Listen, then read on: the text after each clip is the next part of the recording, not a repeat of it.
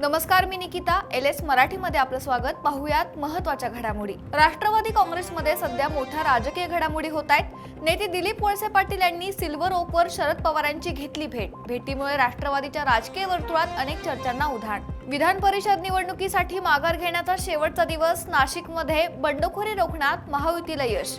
मात्र बंडखोर गणेश गीतेंचा भाऊ गोकुळ गीते नॉट रिचेबल.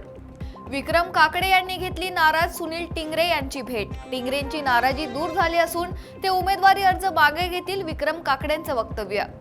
राणा दाम्पत्य, मुख्यमंत्री देवेंद्र फडणवीस आणि महसूल मंत्री चंद्रशेखर बावनकुळे यांच्यात वर्षा निवासस्थानी खलबतं. मुख्यमंत्री देवेंद्र फडणवीसांची वर्षा निवासस्थानी भेट घेऊन राजकीय आणि विकासात्मक कामावर चर्चा केली. राणा दाम्पत्यांची माहिती.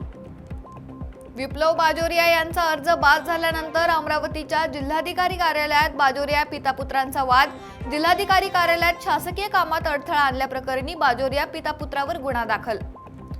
परभणी हिंगोली विधान परिषदेच्या निवडणुकीत आज माघार घेण्याचा शेवटचा दिवस. ठाकरेंच्या शिवसेनेकडून डॉक्टर विवेक नावंदर तर शिंदेंच्या शिवसेनेकडून सईद खान यांचा उमेदवारी अर्ज दाखल.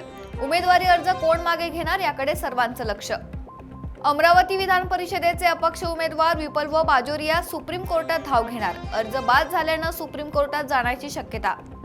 बुलढाण्यात पोलिसांची अवैध हातभट्टी दारू निर्मितीवर धडक कारवाई. 12,820 रुपयांचा मुद्देमाल जप्त. एका आरोपीविरुद्ध गुन्हा दाखल. वाशिममध्ये अवैध दारू विरोधात धडक मोहीम. 78 कारवाया, 18 लाखांचा मुद्देमाल जप्त. कारवाया सुरू राहणार असल्याचं पोलिसांकडून स्पष्ट. अमरावतीत छेडछाडीचा जाब विचारण्यासाठी गेलेल्या 26 वर्षीय तरुणाची धारदार शस्त्रानं हत्या. घटनेमुळे शहरात संतापाची लाट. 2 संशयित आरोपी ताब्यात. मुख्य हल्लेखोरांचा शोध सुरू.